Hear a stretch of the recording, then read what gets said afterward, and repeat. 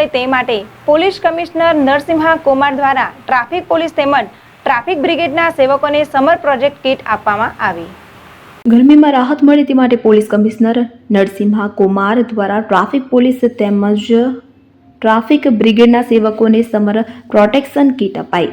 તો Vadodara traffic education trust દ્વારા junction પર ઊભા રહેતા ટ્રાફિક જવાનો માટે કડકડતી તાપ સામે રક્ષણ મળી શકે તે માટે હાઇડ્રેશન કીટની વ્યવસ્થા કરવામાં આવે છે, જેમાં પાણીનું બોટલ કે જે ઠંડુ રાખી શકે, સ્ક્રીન લોશન, એક છત્રી, ORS તમામ પ્રકારની કીટમાં વ્યવસ્થા ઊભી કરવામાં આવી છે। વધુમાં પોલીસ કમિશનર નરસિંહા કોમરે જણાવ્યું હતું કે આ વર્ષમાં 40થી વધુ ટકા